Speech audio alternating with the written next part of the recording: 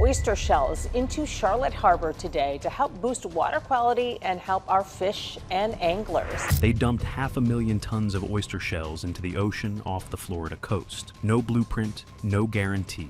Just barge after barge of discarded restaurant scraps tipped over the side onto a stretch of dead, lifeless sea floor. Environmental critics called it garbage dressed up as conservation, and almost everyone involved quietly braced for an expensive failure. Then, nature took over. Within months, that ruined patch of Gulf floor began doing something nobody had predicted. The shells act as a natural filter to get toxins out of the ecosystem, moving faster than anyone believed the dead ocean bottom could. What happened next didn't just defy the skeptics. It started with nothing but garbage. What the dead seafloor did next moved faster than anything in the science had prepared them for.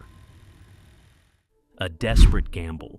To understand why anyone would tip a small fortune in shells into the Gulf, you have to know what used to live down there.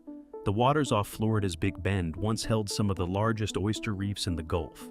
Some of them had been building for roughly 3,000 years. Layer upon layer of shell stacked into ridges that broke the waves, filtered the water, and fed an entire coast.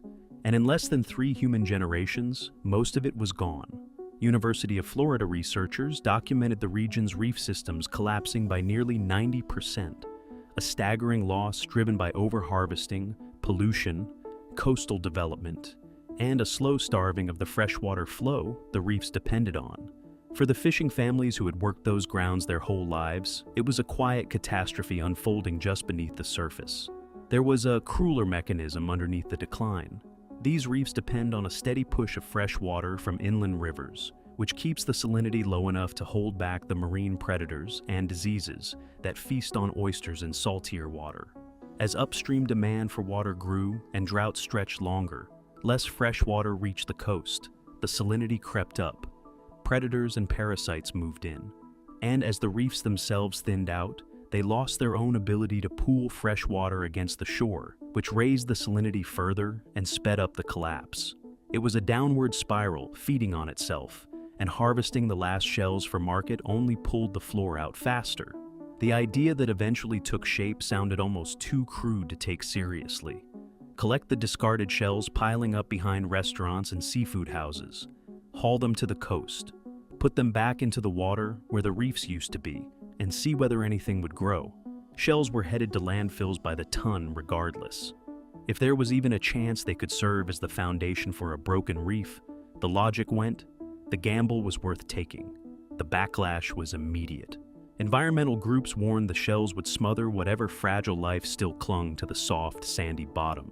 Commercial fishermen, who read every current and season in those waters, feared it would bury their fishing grounds for good. The opposition was organized, credible, and rooted in real concern from people who knew these waters better than anyone. And still, the work moved forward, because the people behind it were quietly betting on something almost no one else in the room understood: the hidden bottleneck. What almost nobody outside the science understood was this: oysters were not missing from these waters because the water had stopped supporting them. The larvae were still there. Every spawning season, microscopic young oysters called spat drifted through the currents by the millions, searching for a place to land. In a healthy reef, that place is the shell of the generations that came before, a hard, complex surface built by centuries of oysters living and dying in the same spot.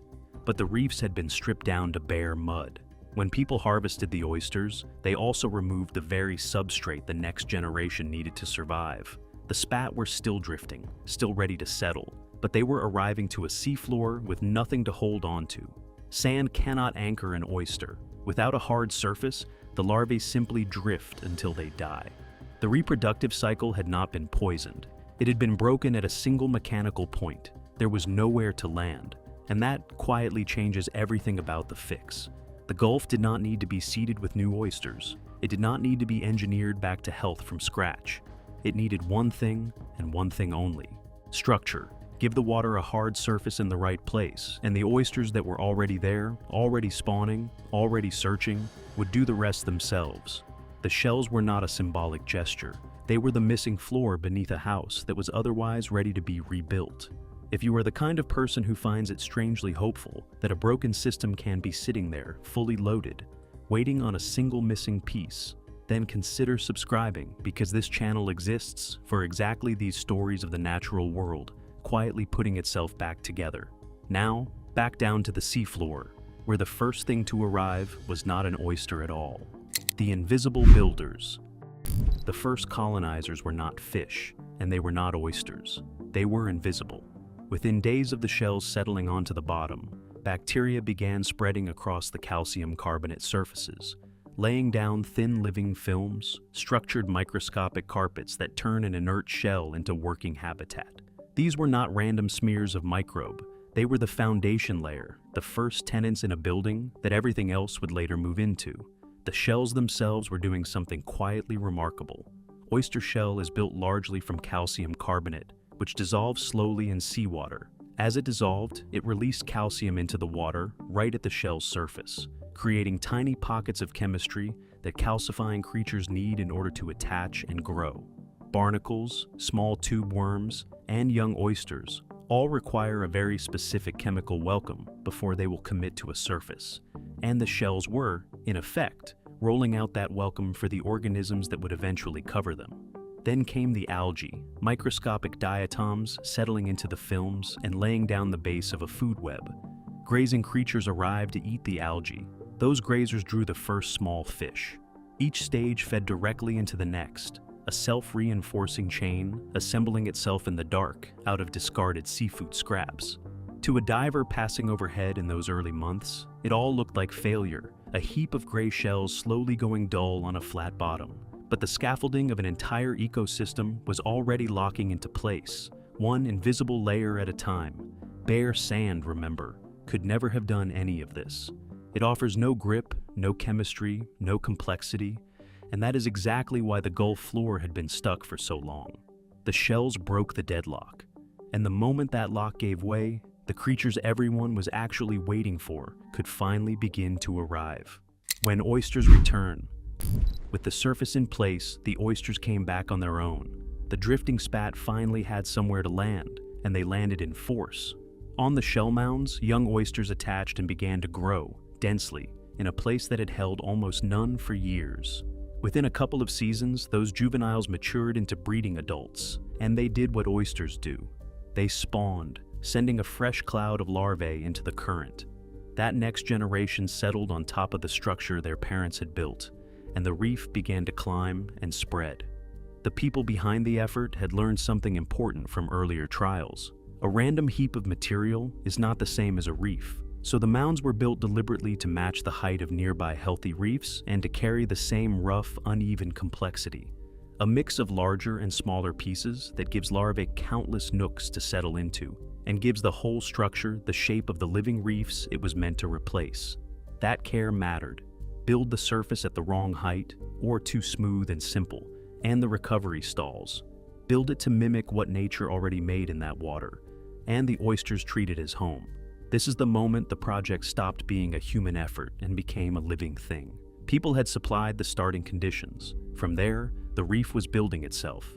Oysters grew, died, and left their own shells behind as fresh substrate for the wave of larvae that followed, exactly the way natural reefs have grown for thousands of years. Upward and outward, the structure expanded past the footprint of the original shells without anyone placing another one. There was a second gift hidden in the geometry. In this region, dense oyster reefs sit high enough to act like low natural dams, slowing the seaward rush of fresh water from nearby rivers and pooling it against the coast. That pooling creates the brackish, half-fresh, and half-salt conditions oysters thrive in, and so the growing reef was actively shaping the water chemistry it needed to keep growing. Restored reef helped hold fresh water. Held fresh water helped the reef. The loop was closing, the structure was climbing, and out in the open water, something with fins was already turning toward it. Life floods back. Structure on a bare seafloor is an invitation, and the Gulf answered it fast. As the reefs gained height and complexity, fish moved in to feed and to hide among the shells. Red drum worked the structure for cover and prey. Sheep's head thrived on the crabs, worms, and barnacles, crusting every hard surface. Flounder hunted the reef edges. Species that had thinned out in those waters started showing up again in numbers that surprised the people who fished there. Beneath the fish, an entire hidden layer was rebuilding as well. The gaps and crevices of the reef filled with crabs, snails, worms, and other small invertebrates, the unglamorous middle of the food web that everything larger depends on. Studies of restored oyster reefs have tracked this quiet return in detail, watching the abundance, variety, and makeup of these small creatures climb back toward what you would find on a healthy natural reef. They are easy to overlook, but they are the engine room. Without that dense living carpet of small life, the fish, the birds, and the dolphins would have nothing to come back for. And this was not simply fish relocating from somewhere else and crowding around a new landmark. Researchers studying reef restoration have drawn a careful line between two very different things. A sunken ship or a concrete block can concentrate fish that already live in an area, producing impressive counts without adding a single new animal to the sea. A functioning oyster reef does something deeper. It produces life, giving young fish the shelter and food they need to actually survive to adulthood in a place where they previously could not. The difference is between moving fish around and making more of them. The recovery did not stop at fish. It climbed the food web in every direction, and the clearest signal came from above the waterline. At restored reef sites in this region, researchers counted far more birds than at comparable bear sites, more than 60% more overall, and for some species, including the bald eagle, several times as many. Wading birds worked the newly exposed structure at low tide. The reef was no longer just a fish habitat. It had become a hinge that an entire coastal food web was swinging back into place around. But the most important thing the reef was doing could not be seen from a boat at all. It was happening inside the water itself. Living water, filters.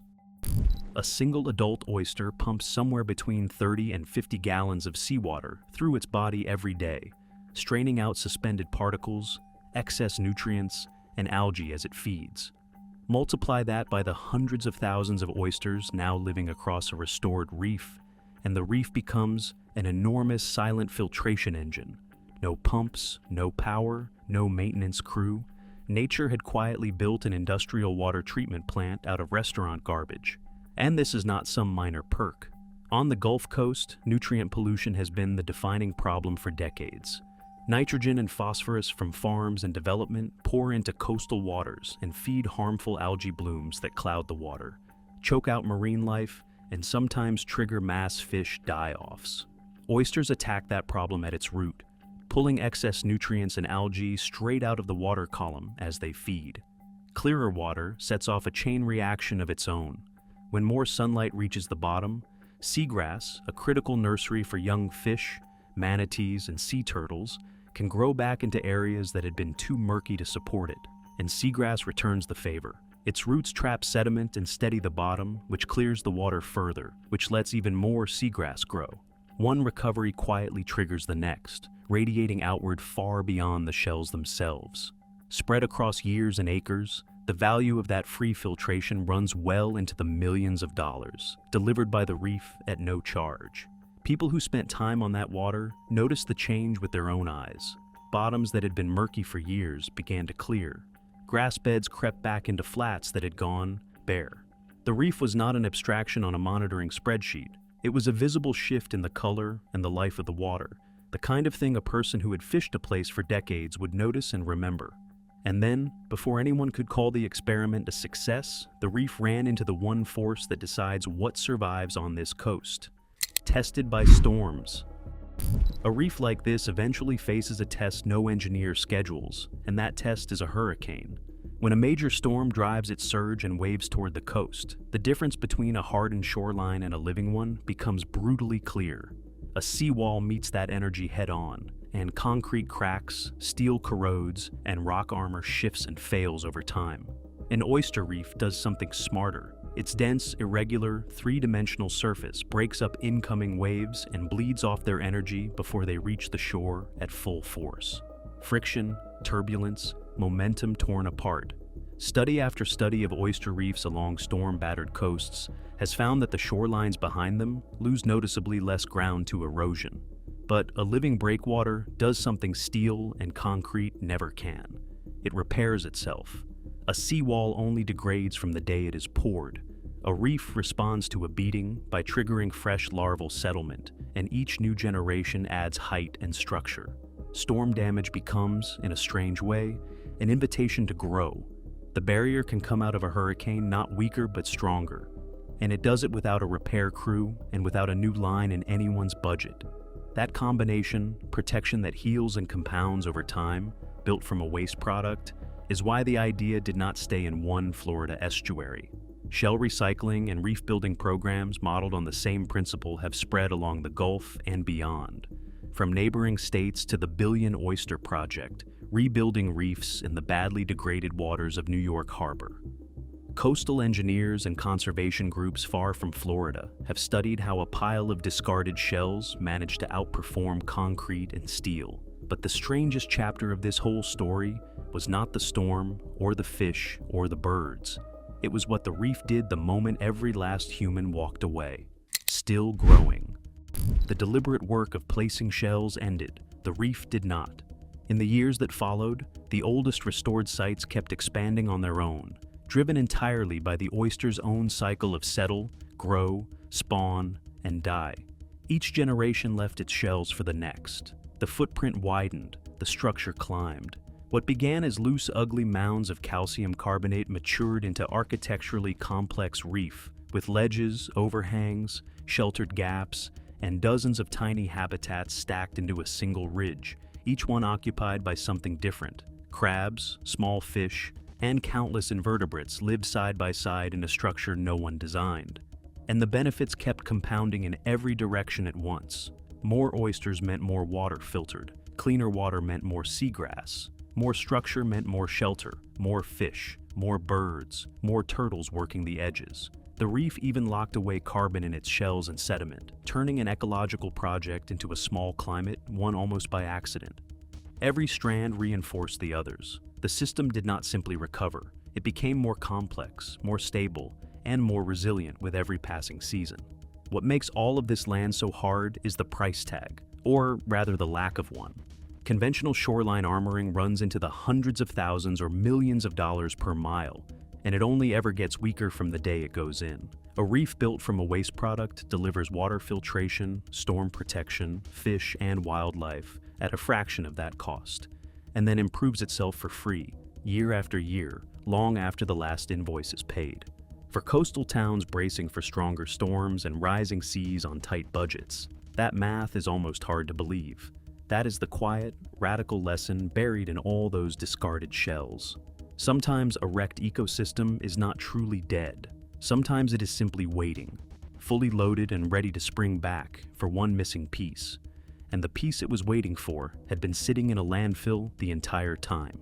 If a story like this, where the natural world does far more with our leftovers than we ever expected, is the kind of thing you want more of, subscribe and stick with this channel because we go looking for exactly these comebacks. And tell me this before you go. If discarded shells could rebuild a dead reef this quickly, which broken corner of the natural world do you think we should try to bring back next? Leave your answer in the comments.